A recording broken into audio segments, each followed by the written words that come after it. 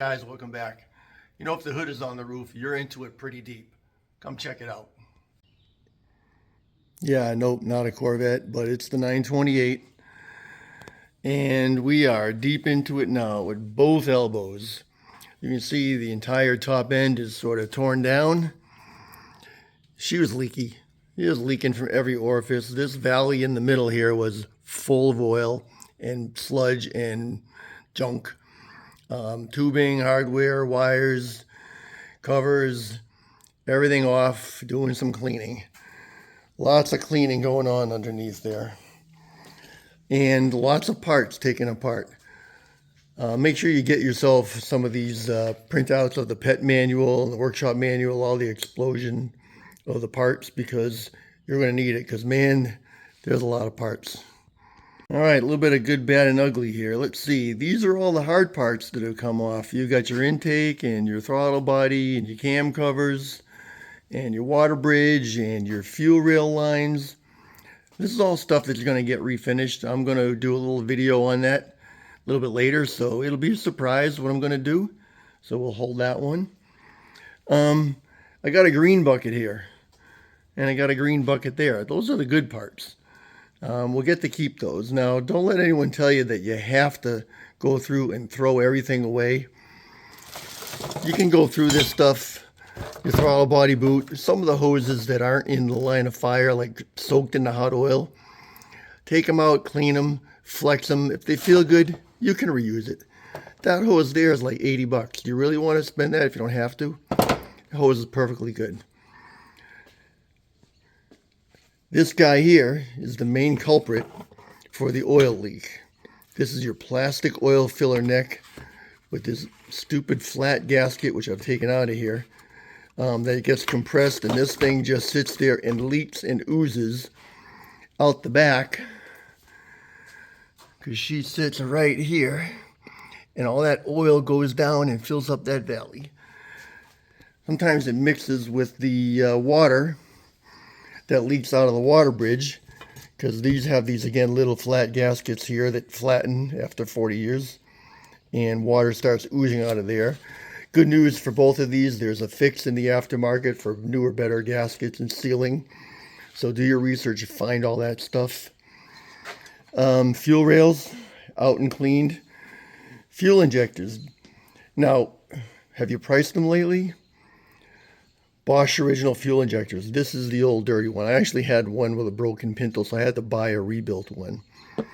But I went and I cleaned all the others, and I put new sealing kits on there.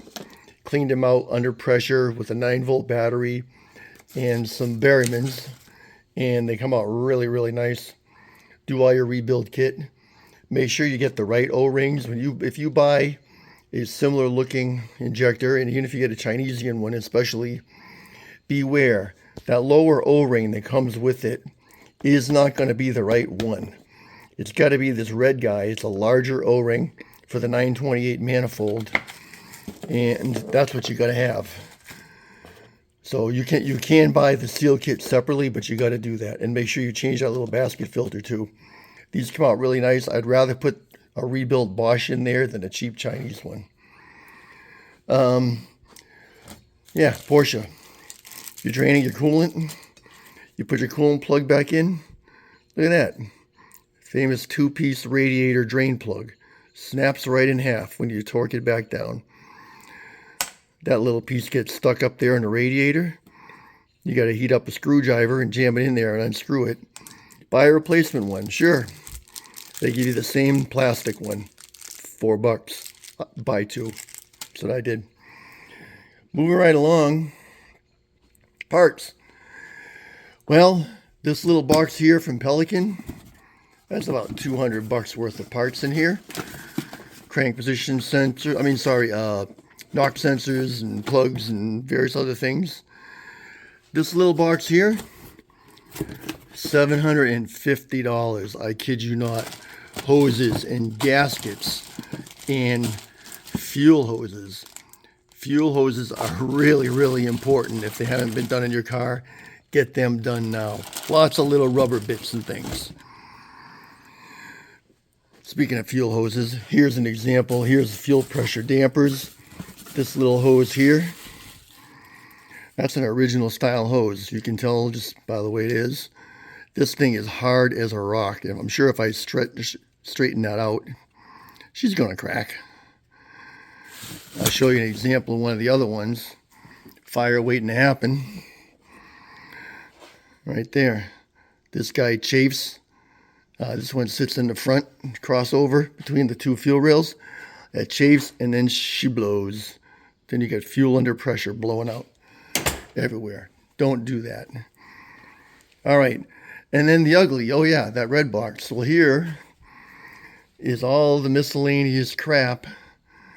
Rubber bits and pieces and bad gaskets and things that I got taken out. That'll all get dumped out.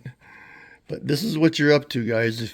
You can do it yourself, but I'd recommend do your research, save your money, and just go for it.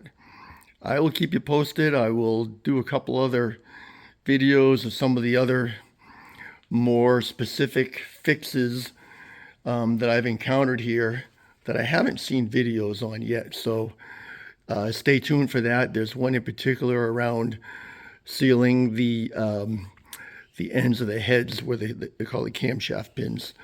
That's quite a story on that one. Stay tuned for that one too. All right, I got to get back to work. Thanks for watching.